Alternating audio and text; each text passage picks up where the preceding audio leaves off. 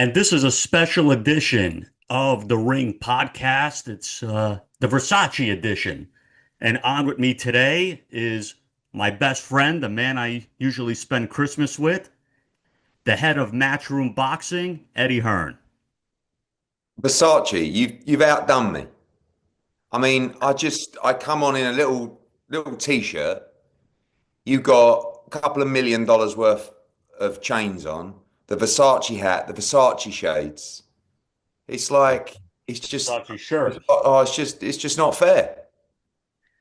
I mean, I'm trying to keep up with you and Frank Smith. It's not easy. It's Well, certainly draining my bank account. he's the real spender. He's the one you want to worry about. Me, I'm this. I think this is Zara. Do you know what I mean? So And we have a big event coming up. Me and you will both be there. July 12th, Queens, New York, Louis Armstrong Stadium. Buy your tickets now. Go to DAZN.com. And you have a fight that you're deeply involved with. One side, WBC lightweight world champion, undefeated Shakur Stevenson. On the other side, undefeated mandatory challenger, William Zepeda. Obviously, you're with Shakur, Oscar De La Hoya, and Golden Boys with Zepeda. And I know you've made comments, leading up to this fight that you don't think the fight would have happened had it not been for the money involved in the Ring 3 event. yeah, I mean, firstly, I think people are talking about Shakur and people are talking about Zepeda fight and Berlanga Sheeraz. Let's just get one thing right. This is top to bottom a monster night. I mean, not just the fights, but to stage it in the Louis Armstrong Arena, up at Flushing Meadows like that. I want to say that I actually had that idea a couple of years ago, but I didn't quite have the vision to make it happen. So I'll give that one to His Excellency. An incredible venue. But before I go on to that Shakur fight, I want to just talk also about Matias against Puello and Yeah. particularly about Morel against Kataev. That fight, Morel Kataev, is an absolute barn burner. Like we had Kataev on our show in Sydney, his last fight. He is all action. He's dangerous. And it's gone from like Morel was like the hunter. He's actually the hunted in that fight because Hmm. Kataev is like, and again, these crazy cards you guys do at the Ring magazine, that fight just wouldn't happen. Like you just don't fight Katiev, right? And you just don't fight Morel. Like, and those two just fight each other. And again, Puello against Matias, just a wonderful 140-pound fight. And I'm so intrigued by Berlanga against Sheeraz. I mean, I actually have no idea what's going to happen in that fight. And, Shakur Zepeda, I think Oscar De La Hoya knows boxing inside out, right? He knows how good Shakur is. And Zepeda's a really good fighter, but there is no doubt that it's the money involved that convinced people to take this risk. And that everyone's doing the right thing because it's a great fight. And I think it's one of those classic style matchups between the master boxer and the aggressive puncher. And I think the styles will gel so well, not just for Shakur, but for Zepeda as well, because he's going to be trying to walk Shakur down, putting the pressure on. And I think this is the fight where Shakur can look what he is, which I believe a pound for pound great. And do you think this is one of the bigger fights, maybe even the biggest fight, where you and Oscar have been on opposite sides? Yeah, it's a good question, actually. I think I'd have to say, yeah, I mean, you go back to Munguia against Ryder, Haney against Linares. I mean, even before that, Linares against Luke Campbell. We've actually got a very good record against Golden Boy, but not as of late, actually, because I think, you go back to Virgil Ortiz against Madrimov, Barboza against Jack Cattrall. That was a kick in the nuts, that one. So I think this is the one where we enter quite a strong favourite. And, we are the ultimate competitors. I mean, we have our ups and downs. Right now, we're good, but it doesn't matter. On the night, we will be screaming for our man because this is a very big win for the stables and a very important fight for the lightweight division. I mean, if Zepeda wins Versace, my God, he becomes a superstar. He's the king of the division. So Oscar, all of a sudden, Golden Boy, they have the man at 135. And our man, I think, is going to put in a performance to justify a lot of what everyone's been saying for a while, and particularly me beating the drum. This is a pound for pound top five young man. And I don't think Shakur gets the credit he deserves. Three division world champion at, just turning 28. He's an exceptional talent. Let me ask you this. You guys are on opposite sides. There's been a little needle, a little spice between the two of you over the last couple of months.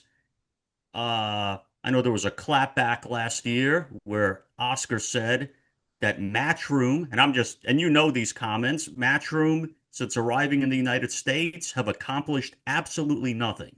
Yeah. Yeah, I mean, that comment was up there, Versace, with you saying that our shows were shit. I think that we have done an incredible job in America. Like, don't forget, we're not an American company. We come over from England with a view to try and dominate the market in America. And don't get me wrong, we made a lot of mistakes early doors, and I got a lot wrong. And, when people say we spent a lot of money with DAZN, yes, we were trying to sell in to fighters this idea of leaving Showtime or leaving Fox or leaving ESPN and jumping ship to this English bloke with an app. I mean, it really wasn't easy. And I think one of the most pleasing things we've ever done was to see the escalation of the DAZN product into the global home of boxing and into a product where every promoter is lining up to try and have those conversations to get on there. I mean, for a long time now, DAZN have had the best fights, I think, and the best calendar in boxing. Now with Riyadh season, now with Ring Magazine events, Matchroom, Queensbury, Golden Boy, who's to say Top Rank, PBC, whoever will join the carnival, and I think that, what His Excellency's done, which is quite amazing, is me and Oscar have never really seen eye to eye. I've always respected him, and I think as a fighter, particularly one of the greatest of all time. But I really feel like over the last 12 months, he's really got the bit between his teeth. And I think as a promoter, I think he's doing extremely well, actually. I actually think that he's very active. And I think a promoter's role, Yeah. Turkey will always take the mickey out of me. Oh, another Eddie Hearn interview. Oh, it's your 30th today. That's our job. And I feel like he's out there, he's pushing it, he's fighting for his fighters, he's being outspoken. And I don't mind that. He's a passionate guy for his fighters and his company, and so am I. But I know, So but I know you took offense wasn't that long ago when he took to social media and told Regis Prograis, which was unprovoked. I don't know exactly why it happened. He apologized to him for Matchroom ruining his career and said that you guys have the worst matchmakers in the boxing industry. the difference is with us, we want to make great fights and we actually want to test our fighters. And I think that sometimes people think that the art of being a great matchmaker is to not get your guy beat. And we went on a run where our guys are in massive fights, right? And unfortunately, like Bivol Beterbiev was a good example. That was obviously number one. AJ against Dubois, and there was probably, I don't know, two or three others around that time where it's like, oh, and it's like, well, we can't win every fight, especially when it's a 50-50 and especially when we're an underdog. Hmm. So I just think that what we're seeing now in the boxing landscape is actually the coming together of the pressure that His Excellency is putting on, kind of like the other promoters say, this is the product, this is my product. What are you guys going to come up with? And I think it's forced everybody else to make better fights. And, what we're seeing in these ring cards is like fights that they're quite random, Versace, as well. Do you know what I mean? Like, I Yeah. think Sheeraz against Berlanga is really random, but it's a fantastic fight that's actually really intriguing. Like, I wouldn't really be looking to make that fight. I'd be looking to make Berlanga against Plant or Berlanga against Charlo. It's well outside of the box. Even Matias against Puello, and particularly Kataev against Morel, When you guys made that, I was like, wow, where did that come from? And that's because it's built by people who Yeah. really know boxing. I mean, not rubbing one off for you, Versace, but you've Hmm. been around a long time. You know boxing. Yeah. Coppinger, we don't always see eye to eye, but he's been around. Like he knows a good fight. Ish, all these people. They really. It's a really interesting format, and like this card, it's it has to go down for me so far as the card of the year. I think. I know the Bivol Beterbiev two card. Looking back, February that was fantastic. But I think this is so intriguing, and with the venue as well. It's an unbelievable night of boxing. But why do you think it is? I know you say Oscar's out there doing his job, but he seems to be poking the bear. And you're not a bear that likes to get poked too often. Yeah, Because it seems to be a lot of poking in one direction. You're sort of like, yeah, ah, it's been good lately. I mean, yesterday was a good example of, we had the issue with Richardson Hitchens, yes. and me and Oscar are friends at the moment. Like we won't be on July 12th, trust me. We'll be jumping up and down and telling each other's man to, you know, do this and do that. And then he just fired in a comment into the social media post. If you're a free agent, Richardson Hitchens, call me. I'm like, Oscar, what's going on? Come on. But there is a little bit of a lot. I think that the poking has moved a little bit towards Dana White, which kind of, takes the pressure off me a little bit. And I actually I like the Oscar and Dana matchup because Oscar is he's a true competitor, and not just in the ring, in the boardroom, and he's fighting for his company. And if he feels like you're trying to encroach his space a little bit, I think that was really we never really fell out, but I think he felt like, who is this guy coming in, stepping on my we're Golden Boy, we run America, and then we got Yeah. this fucking big oaf comes over from London. Who's he? Fucking run him out of town, you know? And now that's what I see a little bit of that with the Dana stuff as well, you know?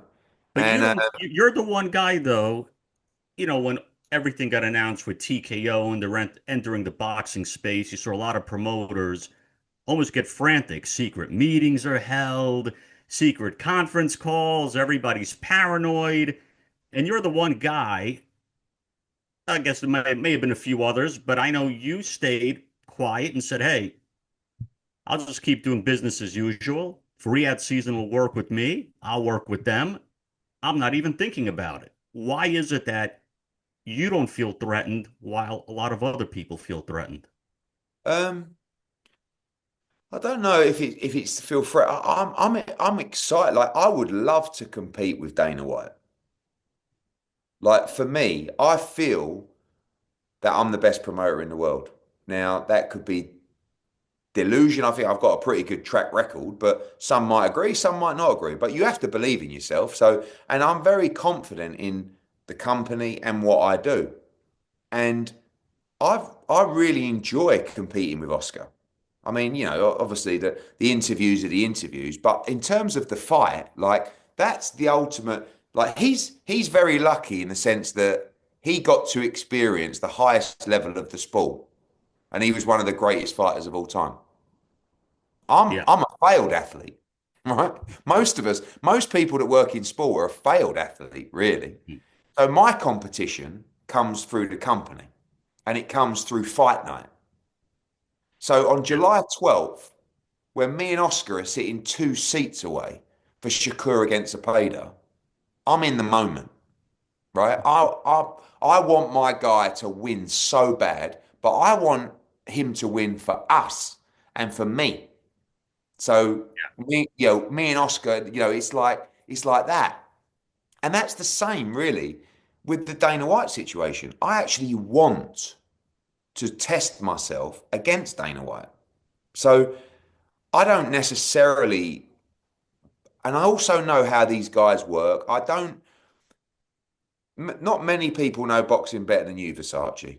The worst business in the world. Agreed? I mean, just the most bizarre, full of like agendas, backstabbing, disloyalty, lies. But I mean, like, and you gotta really make a decision if you're up for that life.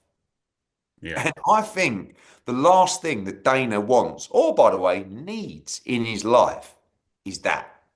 Because I think maybe 10 years ago, when he was a raging bull, let's take on the world. And then all of a sudden you have total control of this wonderful business. Hmm. And you want to come into the world of complete fuckery? Are you mad? Do you know what I mean? And, like, I know, and when you talk about the coming, I do think that it is making Matchroom, Golden Boy, PBC. I think it's kind of bringing the boxing world together a little bit to make sure that we actually keep boxing where it needs to be. And I think that's a mixture of His Excellency coming in and banging people's heads together. I mean, what he's done a great job of, when there's been a big dispute, I mean, he loves the disputes, he loves, but he also bangs people's heads together and says, stop it, right? This is stopping what you need to be doing. I mean, the greatest example is me and Frank, but Yeah. definitely me and Oscar as well. I mean, Matchroom and Golden Boy are actually closer than we've ever been. The communication lines, Matchroom and PBC, Louis de Cubas, closer than we've ever been. Like we're talking about making fights all the time. And I do think part of that as well, with the threat of TKO, is probably making, me, Oscar, PBC saying, right, let's make sure we're strong, you But know? you're also one of the guys who's not threatened with your position of where you are from a broadcasting basis. A lot of guys are either at the end of their rope. We've seen two companies whose deals are now expiring, and nobody knows where the PBC Amazon thing is going to go. Um, and you've said it from the last couple of years that the zone was the place for you to be and a solid structure, and it's proven to be just that. Yeah, I mean, like I said, it wasn't easy when we started. I mean, I remember sitting down with Mikey Garcia at LAX airport, a hotel in the airport. I was like, I was giving him the big pitch, and I was like, Mike, no, and he was like, so it's an app, and I'm like, yeah, and it's like, I'm like, Netflix, Mikey. I said it's like the Netflix of sport. It's like, right, but you can't get it on TV. I'm like, no, you can, via your digital TV. But I said, but he said, but like I'm on Fox at the moment. I'm like, yeah, but like, and obviously we were paying more money at the time. Hmm. And I think what DAZN have done has been incredible. Like incredible. Like it's such a great product for a fight fan. I And the remember product, your guy Jesse Vargas was also one of the guys you brought on first guy. initially. I remember him calling me and saying, I signed up with Eddie Hearn and he's bringing me to this new app. I said, what's it called? He said, DAZN. I know, And I yeah. said, what's DAZN? He said, DAZN, it's DAZN. And I was calling it DAZN for about a week until someone said, no, it's actually the zone. I know. Well, you remember the Michael Buffer advert? He was like, Yeah.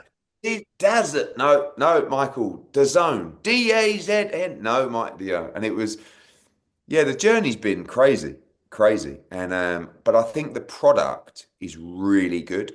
The subscriber numbers are excellent. And the business of boxing is making money on DAZN, which is great news.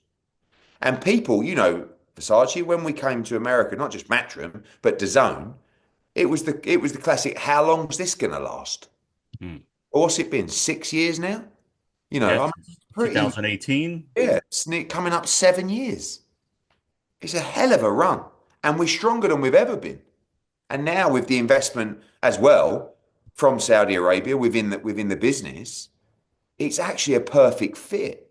And, coming off the Ring Magazine event at Times Square and the Canelo Alvarez event, we just had Hitchens Cambosos. Now you've got Usyk Dubois coming up. You've got this incredible event on July 12th.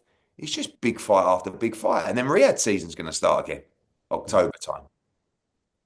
Canelo Crawford, I know it's not a DAZN fight, but it's still Yeah. amazing for the ecosystem of boxing. But the big one we have coming up, July 12th. Any fight on there could steal the show. I know 100%. in your fight in particular, Shakur and Zepeda, you're expecting Shakur to put on a master class based on matching up the styles because you said Zepeda has issues with that kind of style, as he showed with Farmer, and you called Shakur a supercharged Tevin Farmer. Yeah, I mean, I've known Tevin a long time. I actually think Tevin's got fantastic ability, but he is not in the same stratosphere as Shakur Stevenson. And I actually think Shakur's going to stop Zepeda. And I know that people, have this kind of perception that Shakur is not a puncher and, he just fights off the back foot. Yeah, don't get me wrong. He's technically fantastic. But I think the style of Zepeda will suit him. And I think he'll pick him off. I think he'll hurt him to the body. And I think he'll stop him late in the fight. Because Zepeda's a proud man. And that's why I love this fight so much. Because with Zepeda, one, he's got heavy hands, but he's got a heavy heart. And he will not give up. And, I just feel like he's going to keep coming, keep coming. And when I said to you earlier, Versace, as well about the style, like he's actually got a good style to maybe have success, but also a bad style to maybe be schooled. Do you know what I mean? So Yeah. I don't, it's like when you fight all these guys, if it's Haney, if it's Hitchens, and all these guys with extreme boxing skills, you've got to find a way to break them down and to make them work and to unravel them. And if you can't unravel them, great example was Saturday, you're going to get it's going to be just very one-sided.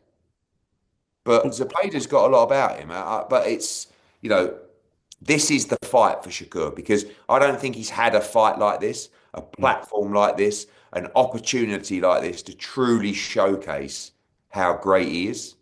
And this is where special people provide special moments. One of the side stories, I guess, in this fight is Shakur's hands. He's had issues here and there. He had issues with his hand in his last fight. Is there a concern that he may have an issue with the hand here, or the possibility of that? Because Zepeda is certainly not a guy that you want to be in the ring with and get into a hand issue with. Good question again. I mean, we know that last fight he landed a huge amount of punches on Padley, who was Yeah. very tough, but was not William Zepeda. And because of the style, I think he's going to land a lot of punches on William Zepeda as well. Yes. And the answer to your question is you can never say. I mean, at the moment he's had all the checks, his hands are perfect, but in a fight where you're landing a lot of punches, a lot of power punches against an aggressive fighter. I've not actually touched Zepeda's head, but by the looks of things, especially on that backdrop behind you, it looks like it's extremely hard. And, I'm sure that the hands will, be knocked up in this fight, but it is what it is. The one thing you can't do is show any signs. Yeah. And you got to find a way through. Right now, we don't see it as a problem. Camp's going great, sparring's going great, hands are great, but sometimes in a fight, anything could happen. I feel like the adrenaline. The Padley fight was a little bit different because it was a tough fight for Shakur in the sense that he was up for the Schofield fight, but he always felt like Schofield wasn't going to make it into the ring, weirdly. And then he got Padley, and it's a one-sided fight. This is the one where he's got the bit between his teeth. So I think in Shakur's mind, it's by any means necessary, whatever it takes in this fight. And like I said, I think he's going to land a lot of leather on William Zepeda. So, hopefully the hands hold up in style and he can, like I said, force that stoppage against a fantastic fighter. And you touched on the other main event, which is Hamzah Sheeraz and Edgar Berlanga, which is an intriguing fight because on one hand, you have critics who've said maybe Hamza's overrated based on his last performance. And with Edgar, based on his performance with Canelo, people have said, the critics, maybe he's a one-trick pony. So now you put the two of them in together, and you don't know what's going to happen. I could see either guy winning this fight by knockout. I could see both of them maybe getting dropped in the fight, an absolute shootout from the beginning because they only know how to fight one way. The more I think about this fight, the more intriguing it gets. I mean, I think Hamzah, by the way, is one of the nicest fellas you could ever meet. I mean, he's pure class, Hamzah. Hmm. I don't think he did himself justice last time out. I think he was stuck at 160 far too long, right? And I think in the end, he started to look a little bit frail. I don't think he had the confidence in his chin, in his resilience. I don't think he had the confidence at that level. And I said to him in New York, you know, if you would have put your foot on the gas in that fight, you would have won it. I mean, I didn't think it was a draw. I thought he lost by a couple of rounds. But the fact that it was a draw, he just didn't impose himself on that fight. He's a Yeah. huge guy with a huge frame. And, you know, in the world of Edgar Berlanga, his fight with Canelo was very close. I, you know, one, it wasn't the main, we didn't really have a fallout, Okay. but I didn't think it was, right? And I don't think many people did. I thought it was, But you thought the fight was close. no, what I'm saying in Edgar Berlanga's world, he Oh, thought, yeah. Oh, okay. yeah, I know. Yeah. But, he's like, I did this with Canelo. I'm like, no, look, respect, like you got dropped heavy and you never, he showed toughness in that fight, but it was still one-sided, right? So let's look at the best wins of both guys' careers so far, right? For Edgar Berlanga, it is either Caceres or Jason Quigley, Hmm. right? For Hamza Sheeraz, it's probably Amo Williams, Which right? might be a bigger win than anything I Berlanga think has. so. But and so like right now, I don't think either guy has proved themselves at elite world level. They're both world-class fighters, no doubt. The thing with Edgar is when he fancies the job, he's very dangerous, right? He's actually very explosive up close and very explosive in the exchange. And I think that's a danger for Hamzah Sheeraz because sometimes Hamzah can be a little bit vulnerable when he's throwing. But I think Hamzah had great power at 160, and it's going to be really interesting to see if that transcends up to 168. The long levers of Hamzah Sheeraz, can he outbox Canelo at Berlanga at range? My worry is that when Berlanga gets in mid-range, if he has the confidence to throw with Sheeraz, I can see that flash knockdown. I can Yeah. actually see that flash knockdown both ways, like you said. Yeah. Maybe they both touch down in this fight. I think there's a very good chance of that. It's a brilliant fight. And I don't know if this is one of those fights where you never really know after if it was a genius move by Team Shiraz or pure stupidity. Do you know what I mean? Don't get me wrong, the Yeah. money's good. But you're coming up to 68. You get chinned and knocked out in this fight at 68. Where on earth do you go? You kind of you fought for a world title, you lost at world level, you're kind of back to the domestic scene. But Well, he's rolling the dice, Hamza, and I respect it. yeah. Well, Berlanga knows. He knows the situation here. He knows that Shiraz wants to use him to springboard into the Canelo conversation. Because if Shiraz goes to 68, knocks off Edgar Berlanga in Oh his yeah, first fight at 68, he's automatically a sure. player, And yeah, and especially with his background. His Excellency's looking for guys for 2026 for those Canelo matchups. And Hamza Sheeraz is very marketable. It's a great story. He's been a big part of Riyadh season. This is a big moment for Hamza Sheeraz. New trainer in Andy Lee, who in my opinion, one of the best trainers in the world. If they get this game plan right, they can beat Edgar Berlanga. But it's going to be a very dangerous fight, and like I said, the problem is when Edgar Berlanga truly believes in himself, and fancies the job, he's dangerous. And I think in his head, he thinks he's going to look great against Hamzah Sheeraz and knock him out.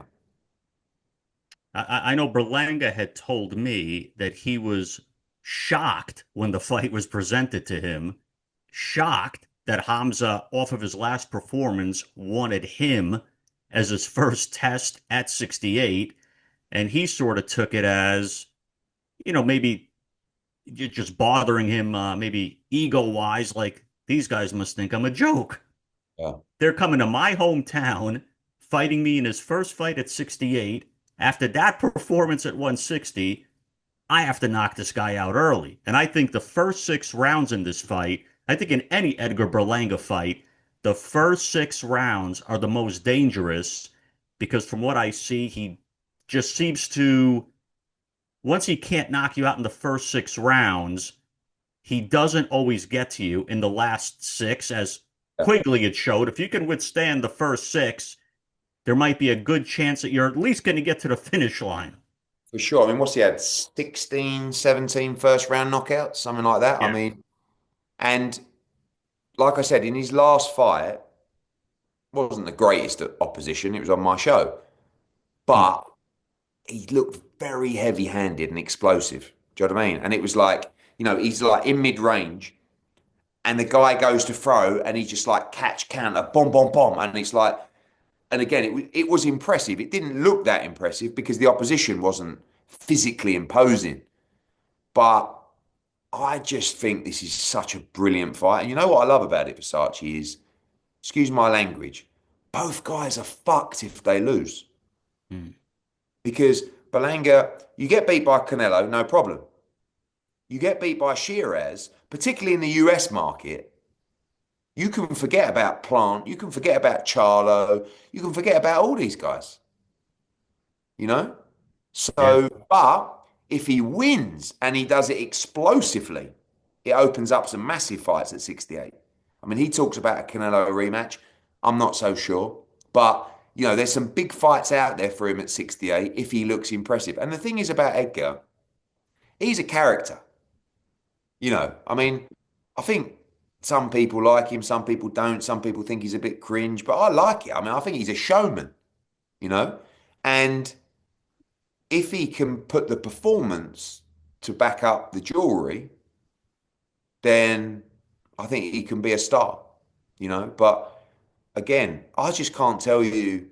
This could be a boxing clinic from Shiraz where he soaks, comes through and beats him up and breaks him down, or Edgar could walk straight through him and knock him out within 3 rounds. It's a brilliant fight. Now, for you, in closing, which fight do you think has the biggest possibility to steal the show? Because it's so hard to predict. Morel Katayev, Puello Matias. You worked with Matias for a little bit. Great puncher. Every win via knockout. I mean, So, Katiev, massive knockout ratio. Morel, massive knockout ratio. I mean, let's just get one thing right here. This is an incredible night of boxing. This is a groundbreaking night of boxing in the Louis Armstrong Arena. The first time there has ever been boxing there. And for me, one of the strongest cards of the year. Definitely the strongest US card of the year. If you know boxing, if you like boxing, if you're listening to this and you've never watched boxing, do yourself a favor and buy tickets for this event or tune in live on DAZN. And in answer to your question, 4 incredible fights. Morel against Katiev will be an absolute bloodbath. Bloodbath. hmm, It will be brutal. Matias against Puello, massive fight for the division. 2 real high quality fighters. Matias so dangerous. Every win he's had has come by knockout.